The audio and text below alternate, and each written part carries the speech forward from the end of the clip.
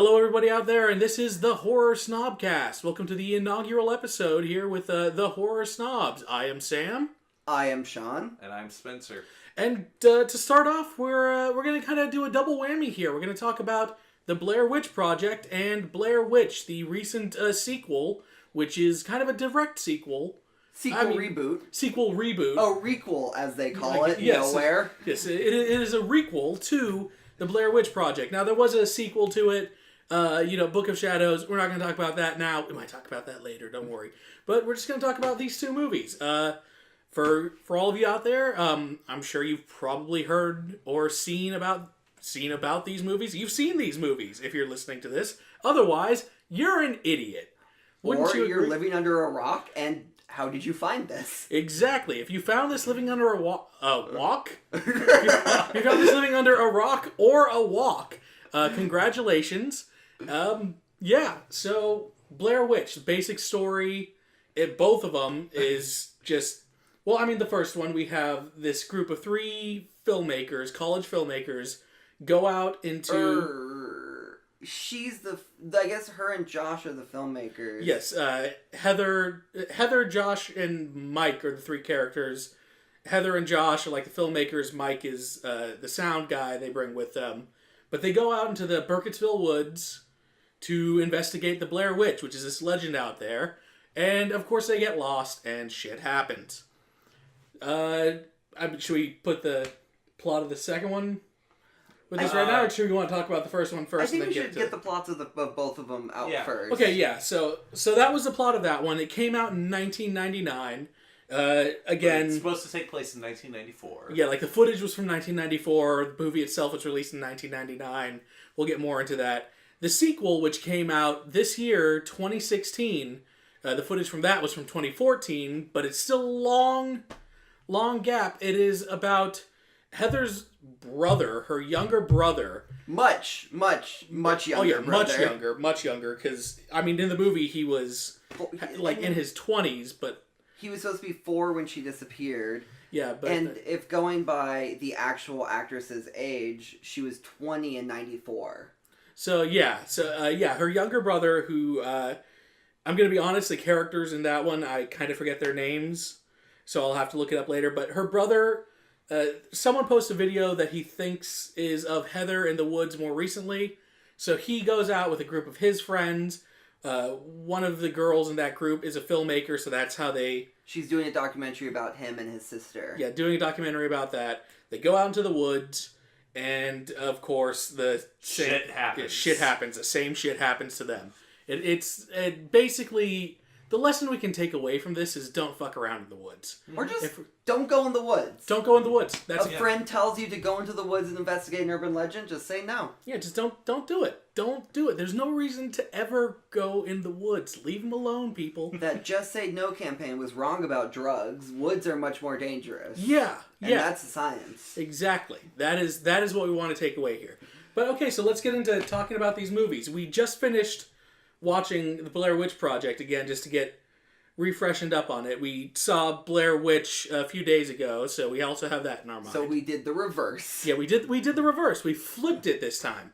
We saw the sequel first, and then the original. I think we had all seen the original at one point, though. Yeah, over various years decades. Ago. Yeah. It had been years, and I'm gonna be honest. Rewatching it now, it was because people always joke that like nothing happens in the original. It's slow. It's boring. I actually was really into it. It's moved faster than I thought.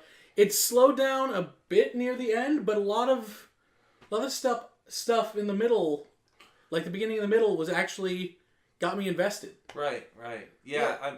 Go ahead. No, I forgot how much about the background they went into. I was just, when I remember seeing it, I always thought it was just the wood stuff. So yeah, it was a surprise that like, oh yeah, they actually had like stuff that they went more into about. Yeah, they at the beginning they have like interviews from townsfolk and they talk about the legend a bit, and then they go into the woods. And I know the original website, which I think is still up, but it's got like way more of the interviews in there, way more of the lore. You're gonna have to look that up later. You guys want to find it on your own, go ahead. But it was, I mean, the way this. I think one of the coolest and most memorable things about this movie right off the bat was the marketing, the way it was marketed. For sure. And I Right feel at the like that's still the thing that people must talk about, because the thing of previously found footage movies, it was Cannibal Holocaust and then kind of this. So still a really new kind of concept. Yeah, and I mean, I would say like the found footage as we know it now didn't really start to take off until probably Paranormal Activity. Right, Yeah. right. But this did it before that, and again, having just rewatched it, I think it's done it better than a lot of those ones have. Oh, for sure. Yeah, I mean, like, it had this sense of realism to it that I don't feel with any other of the found footage movies that have been happening recently. Oh, yeah. Like, performance-wise and just the way that it was filmed, it felt real to me. You know, and I can see why back in the day, when this first came out, people were actually thinking that it was a real story and a real thing that happened. Yeah, well, because like the way they filmed things, the use of like the actual sound from the camera and they didn't go back and re-edit a whole bunch of sound. Even if they did re-edit it, they re-edited it so well that it feels like it's really from... It felt like what you were seeing was what these kids were just filming, and that's what you captured. There was no score, which I feel like helped it. Yes. Oh, there wasn't a score. Yeah, Right. I just realized that. Was there a score in Blair Witch? I don't remember. There wasn't really a score in Blair Witch, but what the Blair Witch Project didn't do that all these other ones do is like that everything goes silent and then there's a big bang right before something happens, or there's a rumbling noise that tells you something's going to happen. It didn't really do that. It was... Blair Witch did have music. I remember the director did it himself. Okay. Okay. Yeah. There was a little bit of music. Yeah, here it was like and a there. little synthy and stuff. But yeah, that's. I mean, for Blair Witch Project, I said that weird. That's fine. For Blair Witch Project, it just Rolls off all the performances, the way they did it, they didn't feel like, okay, we've established this backstory and we're acting. It's like, I have to find my sister. I went out there. It was very naturalistic. This is what we came here for. Sorry. It was very naturalistic, and like when stuff started happening, they weren't all like we have to stay here. We have to find out what happened. They were right away. They were like, okay, this. We need to get the hell out of here. I don't care what's happening. We just need to get out of here. This is dumb. This is. Yeah. And like, I mean, you know, they kind of make their excuses for why they keep on filming. Like the girl, she's like, "This is all I have," and stuff like that. It's a little thin, but at the same time, it's like, well, how else we're at least we got kind of an explanation as to what's going on and why. They I like that they actually pointed out that they were getting frustrated at her filming everything. Yeah. Yes. Because they do feel like it's usually the people watching the movie going, "Why are you filming still?" Yeah. Whereas I don't know if we should skip around with each movie. Or... I mean, we can skip around. We can come back later and go into it, but... Yeah, I mean, like, because the first one, I think that they really only have two cameras. They have a 16mm camera, and then they have, I assume would probably be maybe a high 8 video camera. It is a high 8, yeah. Because this is before, I think, mini DV and everything. And they kind of use them as light sources a lot, especially when they get into the house. Yeah, like the high 8 one, its light is the one that's usually the most prominent light source at the night stuff. Yeah, so it was like they're not just using the cameras to film this stuff. It's dark out. They can't see anything. Which they never packed flashlights, did they? Yeah, they never really packed flashlights. Did they just forget they could dark in the woods? She did have like a flashlight when she was like. Oh yeah. Okay. They had like one flashlight, but everything else. But I mean, it was just like a dinky little flashlight. Right. So they were using these things to like get as much light as they could. Yeah. And whereas in Blair Witch, they had like all kinds of, like, this got a night vision camera. They had a fucking drone. They had a drone that wasn't used at all. No, oh my god. Well, I'm sure we'll get into how that was wasted. The ear camera things also. Yeah, the ear camera, which had amazing battery life. Amazing battery life. But speaking about, just talking about like sound, how like they use the actual sound from this. They did not use the actual sound from those ear cameras. No. Yeah. That was not Yeah, at for sure. all. Those ear cameras being able to record sounds probably the silliest concept ever. Oh yeah. God. And I mean, in Blair Witch, technically they had, or Blair Witch Project, I'm sorry, they had a DAT machine with them, which was a pretty advanced, piece of audio equipment with. I don't know if they had a boom or not with it, but they showed they had a that boom they did at have some a point. boom. The blowout boom. Yeah. And the audio quality from that would have been far superior to what these little cameras that they had in Blair Witch, or even her DSLR that she was using. Yeah, but they still didn't go overboard with the audio production on Blair Witch Project, and I thought But to make it easier, let's call it Blair Witch 1 and Blair Witch 2. Okay, cool. I mean, even though that's not 100% accurate, it's just, that way we don't have to keep adding projects. Blair Witch 1 and Electric Boogaloo. Yes. Blair Witch 2, Electric Boogaloo. The witch teaches everyone how to dance. But can they save the community shelter? You should cut that out and we should make that movie. Oh, shit. I gave someone an idea. Sorry. Patent pending. Patent pending. You can't do it. Patent we'll pending. hunt you down. Yes. All rights reserved. But yeah, I thought that a lot of the for me, a lot of the tension from Blair Witch 1 came not so much from the spookiness or the piles of rocks. They see these piles of rocks stacked up, around their campsite, and then there's kind of noises, but the noises are very, very subtle, and you don't really know what's going on. Yeah, it makes it. It's not so much as big, loud, cracking scare. It's these little things. It's okay, something's out there, and it's an unsettling. Level of scary that goes over you. One never really had jump scares, whereas I feel two, they had the 6 people, and it kept being someone. They were if somebody ran into somebody, they did a jump scare with it. Oh yeah, they did 3 with the girl just turning around. That drove me nuts. Blair Witch 2 had at least 3 moments where someone would walk outside. James is the brother's name. By the way, I just looked that up for the. James would walk outside of the camera and be looking for something. Everything would be quiet. Then all of a sudden you'd have a just noise and someone jump right in front of the camera. It's come on. Yeah. There's only so many times you can do that. But Blair Witch 1 had none of that. It created the dread. It had the put you in their shoes. Well, and I think that one of the biggest ways that they put them put you into their shoes is the fact that they all start fighting really, and it's very real. It feels, Heather, she's just screaming at the top of her lungs at one point. Not right off the bat. They build this up. Sure. It's at first they're kind of grumpy with each other. It's okay, we're out here longer than we wanted.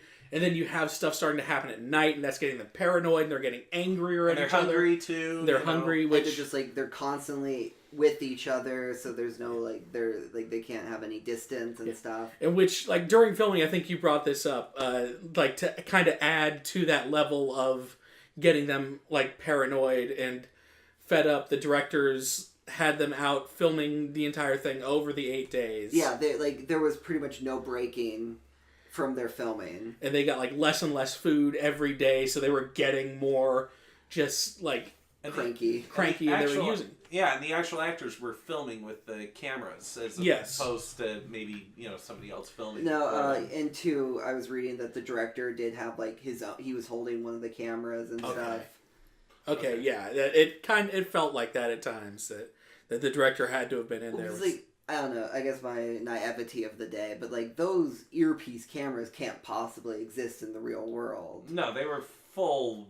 It was gobbledygook for the movie. Yeah. I mean, we might be close. I've never seen. I don't know. Yeah. Because I just feel to get nitpicky at the level then that they would have been projected, it's just that can't be that's not a real camera. Yeah. Maybe. So if they are real cameras, that's boo on us. But I'm pretty sure boo on me, I'll take the hit. Yeah.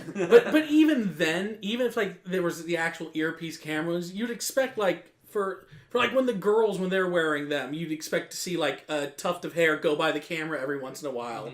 Because that's just what happens. Sometimes your hair just goes where it wants, and if you've got this on your ear, it's going to kind of get in the way. You'd have to keep brushing it away. It just felt like they never went for the ugliness of the handheld filming. Yeah. Yes. Which it's the really shaky. Yeah, which was what obviously Blair Witch was very much known for, was the shaky camera stuff going on, and You know, a lot of the time, it felt like a very claustrophobic film. Oh yeah, the first one. Blair Witch one, definitely. I think because it's also like they were in one tent together. Yeah, it was just like maybe. Yeah, in the second one, they were in 3 different tents, and you know, there's definitely a separation. I kind of feel like the twice as many characters made that like another thing too. Yeah, there's too many characters. Too many characters.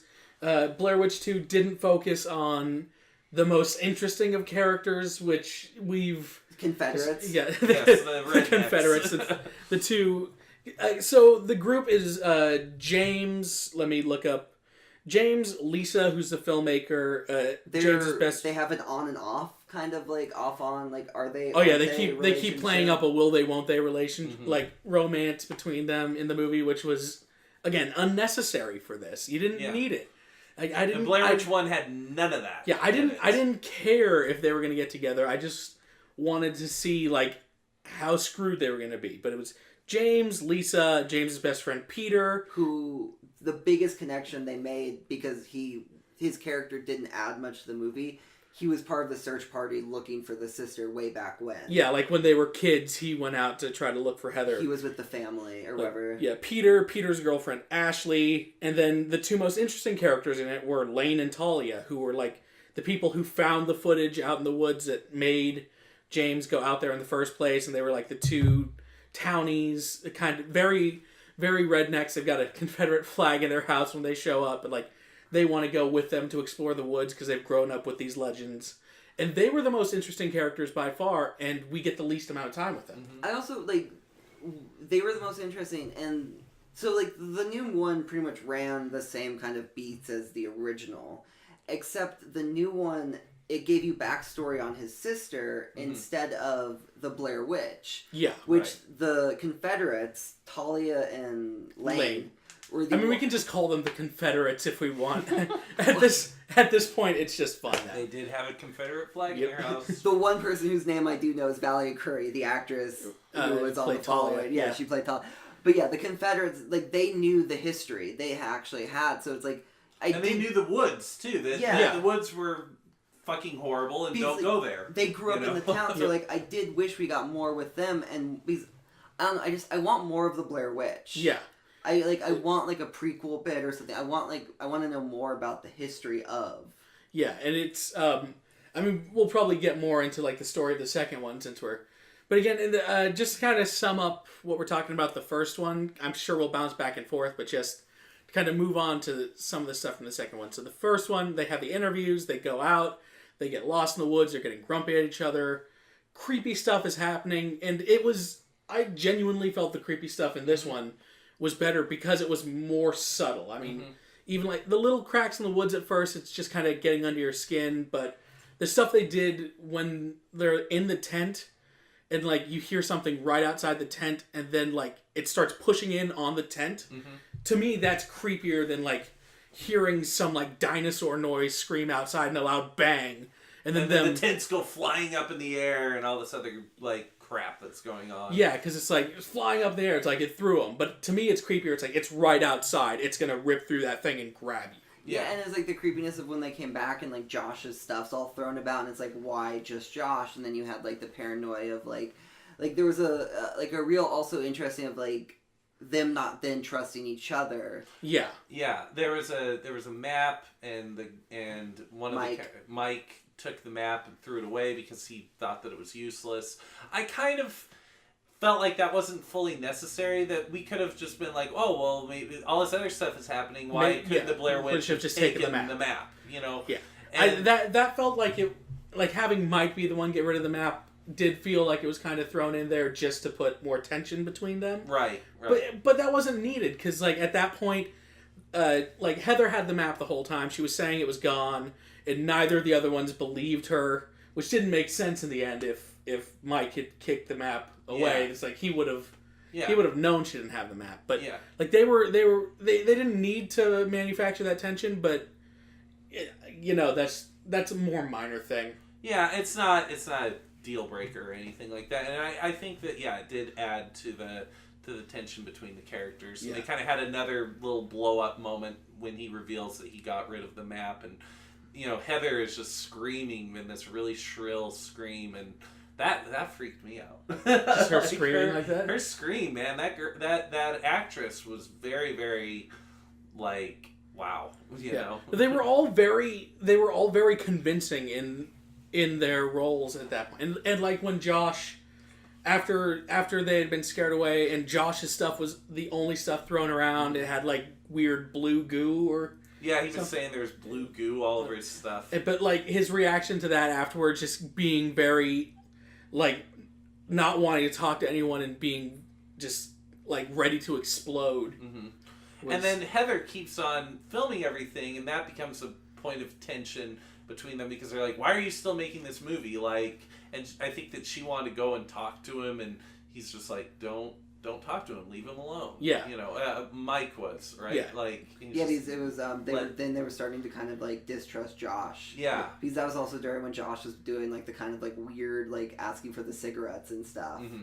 Yeah, and I mean, Blair Witch 2, they kind of having like, oh, he just had the earpieces on. It's like, okay, that kind of explains why it's filming more, but you still have to be turning them on and off. Yeah. So that's a problem a lot of the found footage films have and will probably keep having. Is like, well, why do people keep filming this? There were like a couple moments though I remember of like them getting mad of like filming. Oh yeah, no, like they had much better reasoning in this one than they do in most, even though it's still kind of like, well, it was unnecessary. But like, as Heather said, all she had left at this point, because they were lost, they didn't know if they were going to be found, was filming. And they did have Mike and Josh acknowledge how fed up they were with it. Yeah.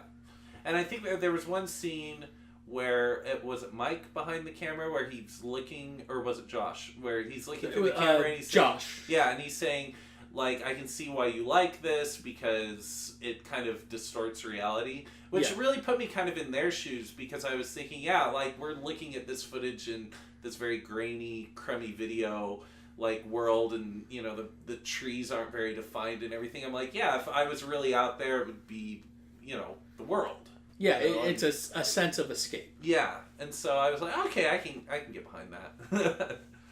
Yeah.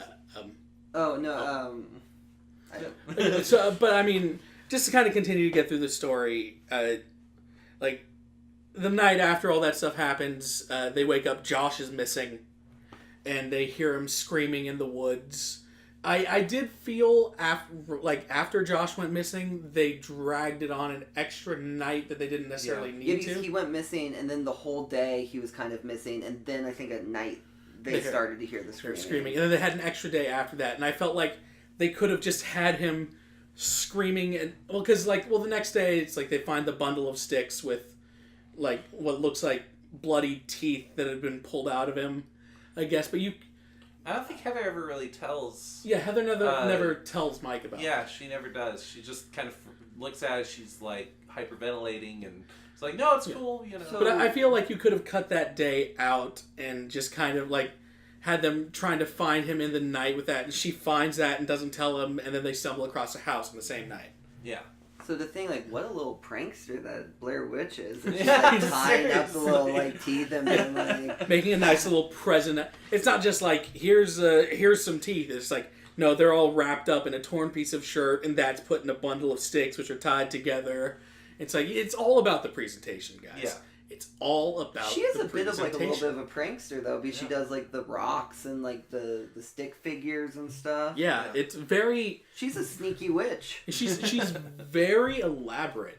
Yeah. Very elaborate in driving people insane. I guess like all she has is hanging out in the woods and like the occasional person that like she drives insane. Yeah. I feel like it was easier in like frontier times, as we found out from the current movie The Witch, that like people just move their families out to the middle of the woods. Yeah. So it's like it's probably harder for her to come across people. So she wants to make it count. Yeah, she's I mean, she doesn't get it this kind of excitement much, so she's gotta drag it out and enjoy it while she can. So I guess like that's probably the distance between, because she got HBO finally, so she was able to watch like some TV in the woods, and then like finally some more people came out, and she's like, I guess I'll go back to this. Yeah.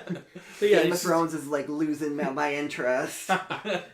It's like, I don't have anything to do right now. It's been a while. People are here again. Might as well do it. But yeah, then obviously the big ending where they find the house, they're running through the house because they hear Josh screaming, and you have that final shot. One of the things from the witch's legend is it never specified that she was the one who did this. They always said it was that the guy. There was like a guy who lived in a house out in the woods who killed all these kids apparently for the Blair Witch. I think it connects because they kind of hit a little bit more of that in the second one. Yeah. Is the boy version of the Confederates, he talks about you have to do what she says. So I think there's like a running theme that she does convince people to do stuff. Yeah. But like one of the parts of the legend is this guy when he would kill these kids, he would have one stand in the corner while he killed one.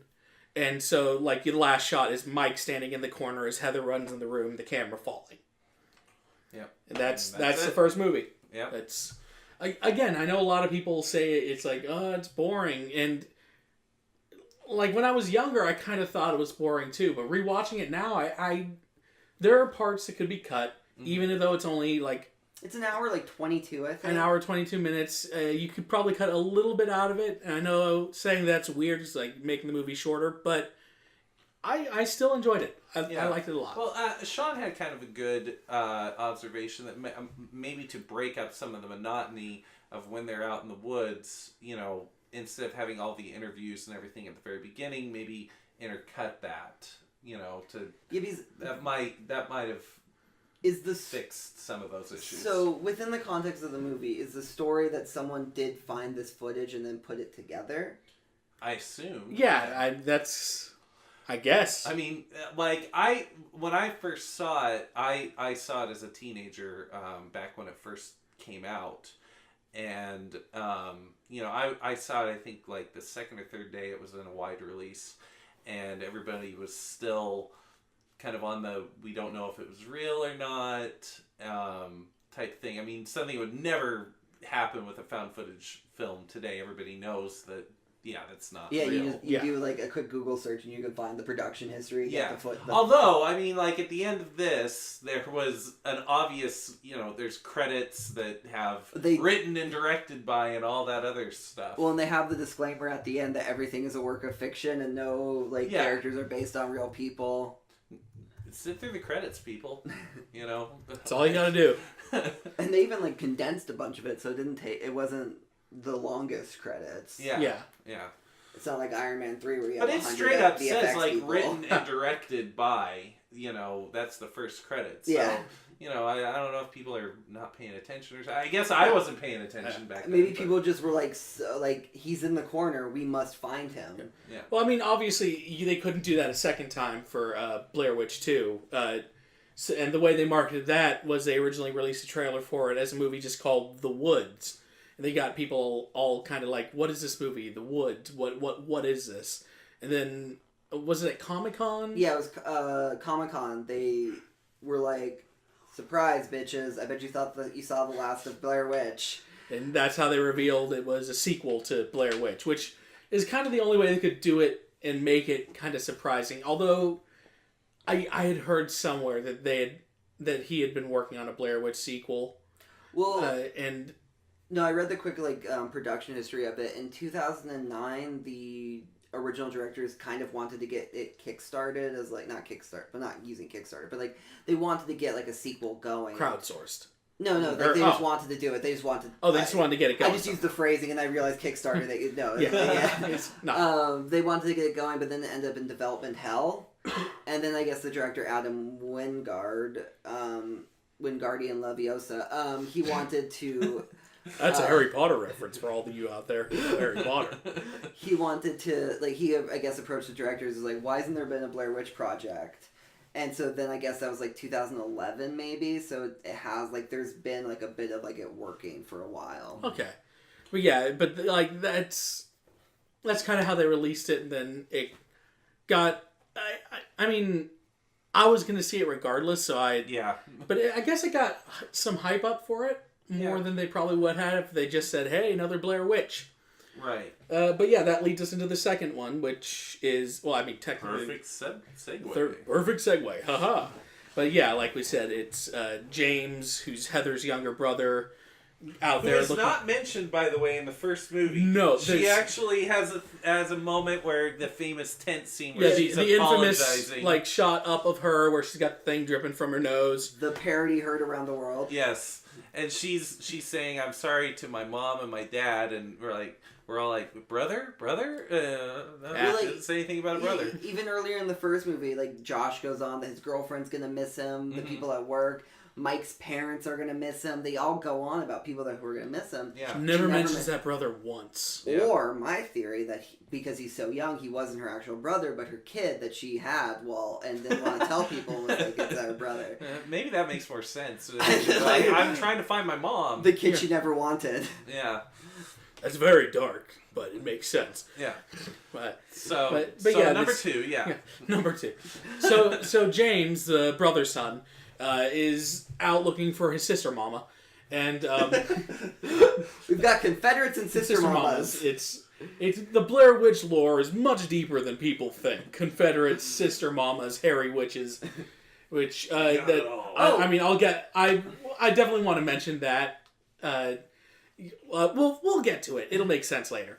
But yeah, he's out in the woods looking for a sister because the Confederates had put up footage they found. Well, before we get in this movie, we get a bar scene with the not quite a girlfriend, but not just a friend. Yeah. And she's talking to his best friend growing up, and he's going on like he's been obsessed about finding her, which is now 20 years later. Yeah. Which 2014, yeah. Yeah. So he's been obsessed with finding her his whole life.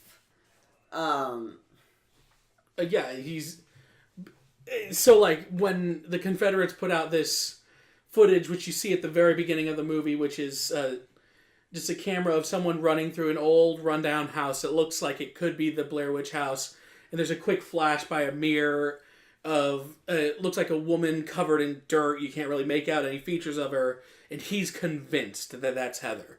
So they go out there. His not girlfriend is kind of using it as an excuse to be like, this will be my final film project. Yeah, it's for like a film class that she has. Lisa, I think was her name. It was James, Lisa, Peter, Ashley, and the Confederates. For everyone listening, just to keep up, that's what we'll call them. We're not just like nicknaming Southerners Confederates. There's they go to their house and they have a massive Confederate flag. Yeah, there's a reason we're doing it. We're not just being. We don't hate every Southerners. Yeah. Well, no, we don't. Nah, we're good. But yeah, we live in California. They can't find us. So yeah, that's what drives them to go out there. He meets up with the Confederates, and they're like, we'll show you where we found it, but we want to go camping with you guys, too. We've heard these stories all our life and want to see if there's any truth to them. They've been, long obsessed. They've wanted to go in numbers has been their biggest thing. Yeah. Yeah, and so they go camping. The first night there, all we get is jump scares. Well, okay, on the way there, they're walking through the river to get to the other side. And Ashley, who is the girlfriend of the best friend, cuts her foot on something, and that's kind of a plot. I don't know. I guess it's a plot point, but it's sort of like the drone. They set stuff up with it, and it really pays off. It doesn't really pay off in a way that was satisfying enough. Yeah. So yeah, they're out there the first night. They wake up. They've got the Blair Witch stick figures. Because like in the first one, there was these weird stick figures. First night. The first night they had in the second one they're only out there for 3 nights, whereas in the first one they're out there for 8. Oh yeah. So for some reason I thought there was one night before. Oh no, the first night in the second movie kind of drags on a bit because they're talking about stories and they're like, yeah, this guy killed these kids because he heard an old woman whispering to him. People think it was a witch, but we couldn't prove it. And the stories of the witch, she wasn't just killed, she was left out there with rocks tied to her arms and legs like a makeshift... Which was never mentioned in the first movie. In the first movie, she was just she died of exposure. Yeah, which, I don't know, it makes no sense then to all of a sudden reveal that she was then, hung with weights on her, which, the logistics of how they tied her up then, like, I don't know. Yeah, it like adds more detail to make it creepier so they can do some creepier stuff. But it was still just like an unnecessary creepy, I felt like, because it's like it was just like hitting you too hard over the head with it. Yeah. But so yeah, the first night happens, it's mostly just jump scares and they wake up to these stick figures. Oh, they also keep setting up cameras of the campsite. Yeah. Which, like, I kept expecting them to then go back and watch and find... They really did. Yeah, it's... Like, I was expecting to see, like, one of the dude Confederate to be, like, setting up the stick figures or something. But it's like, there was no point to them. Like, there was so much they set up in the second movie that doesn't pay off in a satisfying way. They've got a drone camera that they use for, like, 2 overhead shots of the woods. And then it gets stuck in a tree. And it's like, well, you could have shown some cool stuff with that, but you never really showed anything. Yeah, they showed it way more in detail before they actually left. Yeah, like, the second one, they had, like, I think the entire first act was just, like, them before they actually got to the woods. Mm-hmm. Yeah. There's one where they're all wearing the cameras at the bar, and, like, they had the footage of them with the drone. And it's, like, it just was so, like, dragged out. Yeah. Yeah. And so after they find the stick figures, they decide to go back, and they're like, this is too weird, we have to go back. But it's revealed that the Confederates are the ones who made the stick figures to try to get them to stay out there, because they're like, okay, we just did this, but because we've lived out here our whole lives and know the Blair Witch is real, we need to stay out here, so they send them off. Well, it was also like, yeah, because Lisa, not quite the girlfriend, she was following the Confederate and like, oh, that camera looks like the mini DV that you said that you found. Mm-hmm. And it's like, oh, then she's like looking in his pack, and I don't know, it's like there's never really a They setup. find the twine and stuff. Yeah. Yeah, it's just like, I don't know, I feel like because they forced in Peter and Ashley and had to kind of give them characters, that we lost any semblance of getting more of like the dynamic between that couple and the Confederates. That could have, been really nice too, because they do kind of have like a really bad falling out with the Confederates, the main, group of people. And similar to kind of how in Blair Witch 1 they have a lot of arguing and everything. And, we could have kept on to that. That was one of the greatest dynamics of Blair Witch 1 is the arguing, but also the sense that we have to stick together because everything is going crazy. Yeah. But they send these people off and then they pretty much like the next day they're like, oh, well, all the tension's gone because we know that it's fake. Yeah.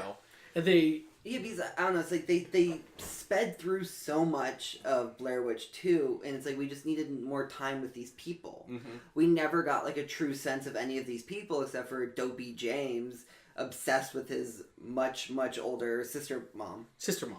And like, they're wandering around, and then the GPS stops working, and they do this really...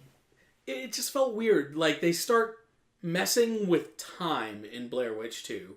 Where it's like, oh, when you're in the woods, time doesn't work the way you think it does, which, like, after we saw, there's another found footage movie that did that, Grave Encounters, which was like a one of those ghost hunting shows. Ghost, and it was very scary over there. Yeah. But yeah, they like, they're investigating, and they have a whole thing where it's like the building they're in, it's like the clock will say it's 7 a.m., but it'll be pitch black out. Yeah, because, I didn't really mind that, though. I mean, it was fine. If they did anything with it. Yeah. Again, problems with saying something up and not really doing anything. Yeah, with and I thought when they started doing that, like, oh, maybe he actually will find Heather. Maybe it's like he gets in some weird warp thing where since time is all screwed up, right before he dies, he finds her right before she died, or something like that.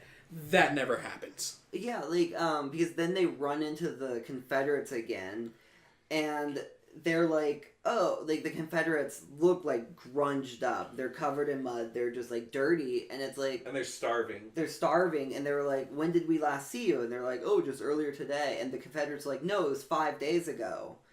But to, like, the main group that we've been following...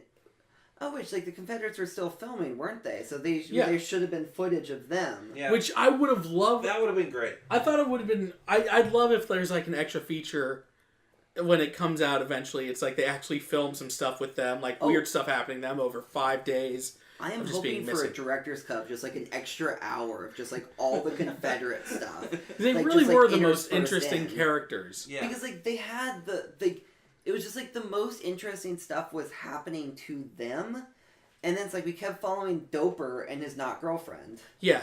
Yeah. But it's like, and one of the other things that Blair Witch 2 did, which wasn't in Blair Witch 1, which they felt like we have to do this to up it and make it bigger, is they had to kill off everyone in these big, ridiculous ways. Like Peter walks off.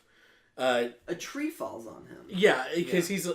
It's like assume that Blair Witch pushed the tree on. So if a tree falls in the woods and no one's around to hear it, the Blair Witch did it. Yep, that's truth. That's science. Don't go in the woods. That's film science.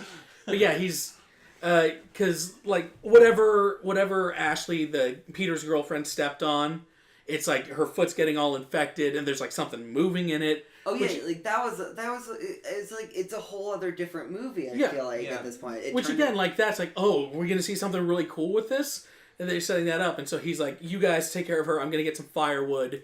He walks off. A tree falls on him. The Blair Witch drags him away, or just pulls him away. Well, that's like an extended out thing though, because like he's yelling for the people. He's trying to use the walkie-talkie, and it felt like it was just like on and on and on. Well, you knew something was coming. You knew like. He was walking out there with the thing. It's like, okay, it's obviously setting up something to be coming. Which again, the first Blair Witch, it didn't have those big like noise signs to be like, oh, something's coming. They just happened. And in this one, and it's a problem with all the found footage movies for the most part. They choreograph way too much. Okay, this is something bad's going to happen, or someone's going to jump out and scare the crap out of this person. So yeah, he's out there, a tree falls on him, Blair Witch with like weird like noises, like that's not a Blair Witch, that's a Tyrannosaurus Rex. Drags him away. It's a Hans Zimmer score. It's a Hans Zimmer score monster, and like he's missing, so they go back and the Confederates show up and the redcoats. The redcoats are here. The Confederates show up. Lane, the guy, is like, I don't trust you guys. I don't trust you guys. I'm out, and just wanders off into the woods. Because Valerie Curry wanted to join them, and Lane was like, no way, Jose. He just wanders off in the woods, so now it's... Oh, he had a very interesting moment, though, because he was just like, she wants them, not us. Yeah. Which, again, though, it's like, why? Like, I want more of this. Why would she want them and not you guys? But whatever. So like they're there and they're like, I don't think Peter's coming back. It's like no duh. Tree fell on him even though you couldn't find him. Which they didn't. I don't know. It didn't seem like they were that upset about it. Yeah, they didn't seem to be very until like 10, 15 minutes later, and then they heard the walkie-talkie, and then they're like, oh right, we had a friend. They didn't seem to have the urgency to try to find Peter, which was weird. Which again, it's like if you're that obsessed with your sister finding her for all this time, and you bring your best friend and he goes missing. At the very least, you should feel like I have to find him out of guilt. Which again, a sister he knew for 4 years, which like honestly, he probably only has like a year worth of memory of her. Yeah. Like, and the rest is just like stories that her their parents told about that she lived 20 years. Stories in a multi-million-dollar film. But it's so yeah, they disappear and then. Like it won't become daytime, which again they never did in the first film. It's like the days kept passing, they just could not find their way out. Yeah. And now they're like, oh, it never becomes day, and the forest goes on forever. It felt like they got turned around, and they come back to the same log after walking for 15 hours. Yeah, it felt like a bit too much, and they go to sleep again, wake up, and there's even more like rock piles and wood dolls all around. And there was one really cool moment though with the wood doll. Yeah. That was. I did think that was cool because they're all arguing, and the Confederate girl finds one of the wood dolls with her hair tied into it, and Ashley, the girl with the thing in her foot, she's like got a fever now, and she's all pale. Upset, and she's the only one who actually seems to be concerned that Peter is missing, and she gets angry and grabs this doll and breaks it, and it has like a voodoo doll effect where it snaps the other girl in half.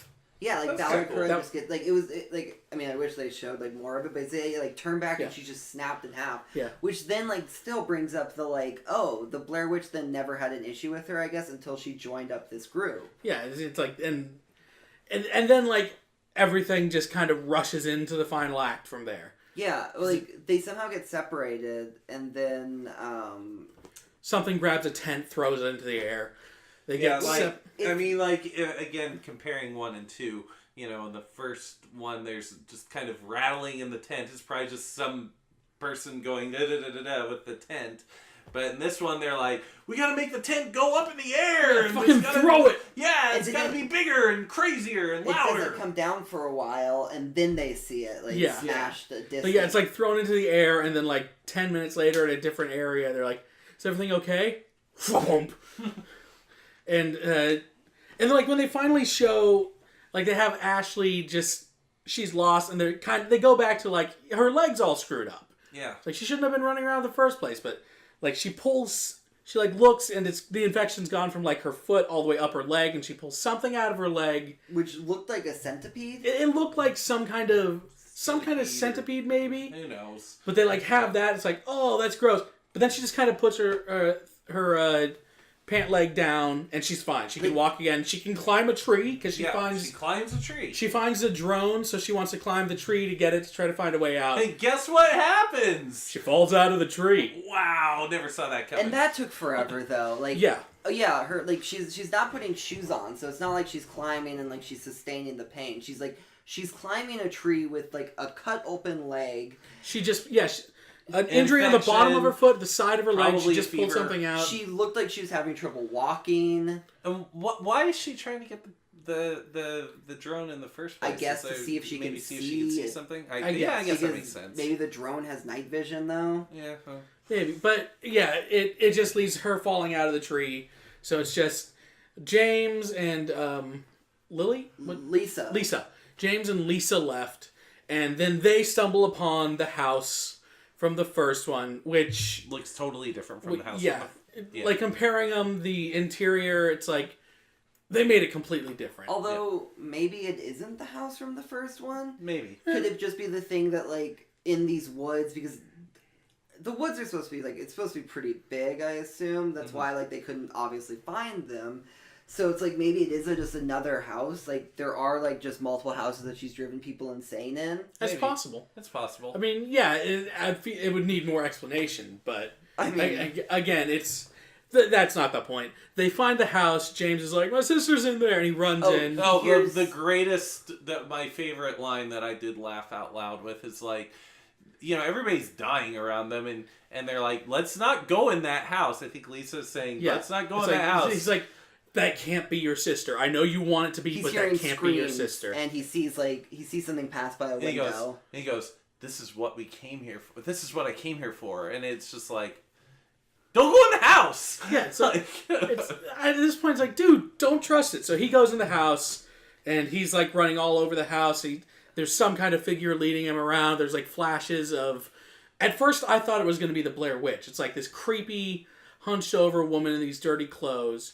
But I guess it's like ghostly apparitions of his sister or something. It's never explained. Oh, well, was it her?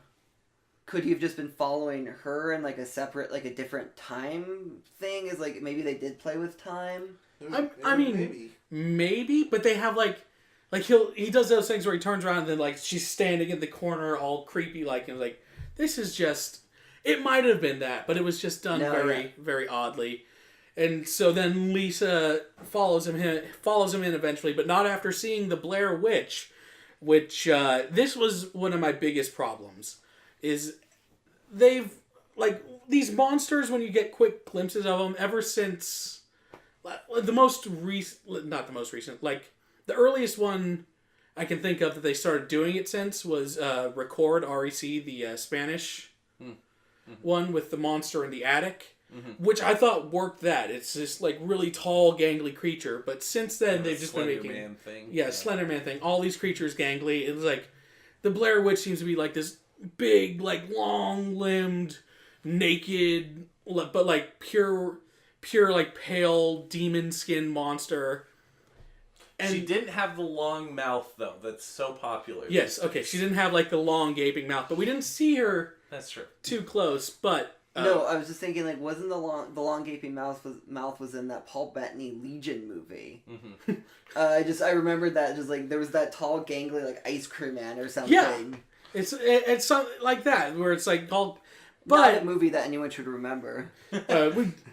we might have to do that at some point someday. It's awful, but we might. But like, there's a woman in the first Blair Witch who describes having run into the Blair Witch, and she describes it as like she's covered in hair. Like, she opens her gown and like there's hair, and it's like you can see it's a woman body. But she's just like covered head to toe with hair, and she's like this monster woman. That'd be I kind of want to see more of something like that. And then like the two fishermen guys were talking about like the one little girl saw the Blair Witch, and it was like her feet never touched the ground. Yeah. And so yeah, she gets scared into the house by that. And when she's in the house, she finds Lane once again, sporting he's even dirtier, even crazier. He's sporting a full beard, crazy hair. You look just like I remembered. That's what he says when he finds her. And he he's become the new guy who is following the Blair Witch's orders and is killing people she brings in the house. And so he throws her in some basement. Before he throws her in, he's like, if you do what she tells you, she won't hurt you. Yeah. Which, another interesting line that I want more from. Yeah. Yeah, it's like she'll take, like, just some kind of servant to do her bidding or something. Yeah.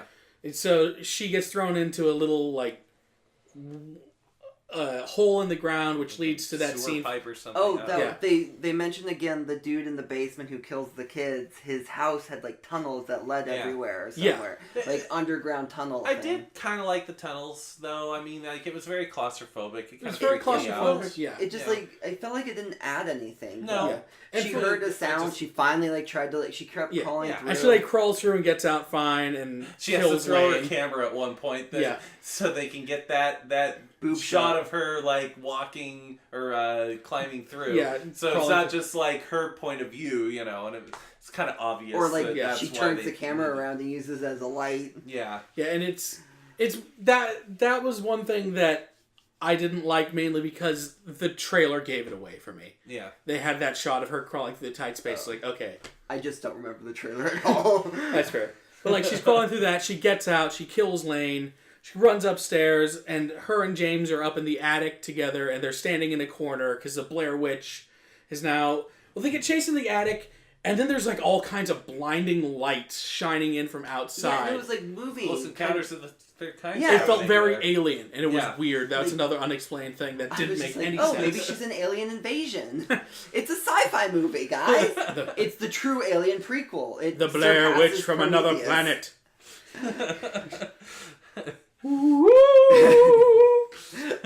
Just gets into that vibe, but like they're standing like in the corner in the attic facing the corner because it's explained more. Oh wait, no, when she breaks back through into the basement, she kills Lane. Yeah. She stabs Lane in the neck and then goes upstairs. They get into the attic after that.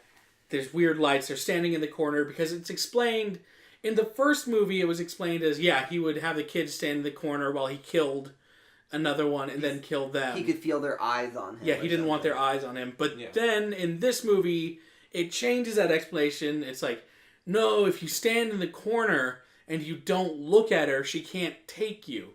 Because if you look at her, then you're volunteering to be a sacrifice and she can take you and kill you. Like, wasn't also like, it's disrespectful or something? I thought I remember like something about being respectful or whatever was thrown in there. Maybe? I'd have to watch it again. But it's something along those lines. Effect. Yeah, it's like if you don't look at her, she can't take you. And they're standing there in the corner, and then James thinks he hears his sister, so he turns around and gets dragged away by the Blair Witch. And so Lisa starts using the camera to back up so she's not looking directly at the witch. It's like her trick. I guess that would... the Medusa thing again, using the shield. Yeah. Yep. Yeah. So the Blair... There we go, guys. We cracked it. The Blair Witch is Medusa. There you go. Except instead of turning you into stone, she just makes you drop cameras. Yep. And leave them there. And another thing, when she's running up the stairs, we see the shot from the very beginning of the movie of the person running up the stairs going by the thing. So that's how it plays with time again. 'Cause she's picked up Lane's camera at this point. So she has the same tapes as him. And when she accused him earlier, it's like, the tape you put up was the same tape you're using. It's because she used it and she filmed that. And the time paradox, because she filmed it and Lane put it online, that brought them out there so they could go out to the woods so she could film it so Lane could find it and put it online so they could go out there and... So, which, like, then in the context Sam of this... just shot himself. I couldn't take it. So in the context of this movie, then, like, the found footage was never... Because I thought within the... Because, like, I know in Book of Shadows, which... Might have to bleep that out because I thought we weren't going to talk about it. But, I don't know. I don't remember anything. It's from a... Shadows, I so- read the quick description. Don't worry. At the end. We'll talk about it at some point. Yeah. But That deserves its own. They respond to the movie. So there was a movie put together of the found footage, which, like, who found it? That's always the question of who finds this footage. Yeah. Yep. Who watches The Watchmen. One day, hopefully, we'll, like, luck out and we'll find some footage in the woods or something. Yeah, that's what you want. But yeah, anyway, she's And using... we can reap the benefits. And all the money. So yeah, she's using the camera to back out, and we get another shot of the gangly monster witch. And as she's backing out, here's the thing: when James heard his sister, we didn't hear what he was hearing that made him turn around. Yeah. But this time, she hears James, and it's like him crying. He's like, "Oh God, I'm so sorry," which is what he was just saying in the corner. But we hear it through the camera. So, and instead of just having her be like, James, is that you? Like, reacting to a voice we didn't hear. We hear it this time, which I feel like we should have been able to hear Heather. I don't know. I feel like this one, it was to put into context of the movie. Okay. Or Heather Donahue didn't want to come back. That's fair. Yeah. She was like, All right. did it, done it, done. I concede this point to you, sir. To you and the filmmaker. But yeah, so like she hears James and it turns around and then we just hear the noise of her being dragged away and the camera falling. So it ends almost exactly the same way. Yeah. And it's, I mean, yeah, it was typical fare. Yeah. It wasn't unwatchable. It wasn't unwatchable. It just, like I said, there are a whole bunch of questions, a whole bunch of wasted opportunities for me. And I wanted way more background for some of the characters. yes. I was expecting more from the director of VHS. You know, One of such the a- ones of VHS. Yeah. But, I mean, I like those movies, and I like the one he did. I like segments of those movies. let's be honest here. True. Actually, wait. I think he directed the VHS story of, like, the people finding the VHS. I think he might have directed those. We'll have to IMDb this. We'll We're not sure. You guys can go look it up on your own. I'm sure we'll Or you might figure know it out. better than us. But yeah, I mean, those Blair Witch Project and Blair Witch. Yeah. And then the next one would probably just be called Blair. Yep. Or just, it's the Blitch. The Blitch. Blitch. Blitch. Just BLCH. Or Blitch. B''itch. Bitch. I think I've been like dragging this one into the ground, but like, but not for this, obviously. But this Blair Witch felt like the cash grab sequel that should have happened in 2001 Yes. or something like that, as opposed to Book of Shadows. Yep. So it's funny that it took them, 15 years to 17. 17 years to make this cash grab. Yeah. Let's be honest, it's a cash grab. Oh yeah. Oh, it's very easily a cash grab. Yeah. I don't think anyone's. We have this name that everybody recognizes, and so we're going to put it out during autumn. And Which actually, that's pretty impressive on the movie. That like one movie that people liked has enough of like a life to like still be remembered. Yeah. Nearly 20 years later. Yeah. I mean, yeah. Anything else we really want to mention about these two movies? I'd say go watch if you want to see Blair Witch, probably just go watch Blair Witch Project. You'll enjoy it more. Yeah. It's at the. I was gonna say at the risk of sounding like a film snob, but given the fact that this is the horror snobcast and we are the horror snobs, the first one, the original, it's a better movie, but a lot of people used to like the jump scare horror things these days might find it harder to get through just because Agreed. something's not happening every Right. 5 seconds. But I would hope that the people who find this podcast and enjoy it are the kinds of people who will appreciate like horror of any kind, whether it be more slowly paced, jump in your face, just cheesy schlock. So yeah, Love cheesy schlock. cheesy schlock. Next week, join us back here for. Should we do Friday the 13th? Friday the Friday 13th. the 13th. Friday the 13th, the original. I think. Do you want to do one like this where it's Friday the 13th and the Friday the 13th remake? I kind of do. Yeah, All that'd right. be fun. That'd be So cool. yeah, usually we'll probably just do one movie on these unless it's like got a direct remake. So if you want to watch the original Friday the 13th and the 2009, I think it was 2000, the late 2000s remake, and yeah, go ahead. I'm Sam, I'm Spencer. I'm Sean. and you've just been scared. That's a cheesy sign off, but I'm gonna try it out for right now.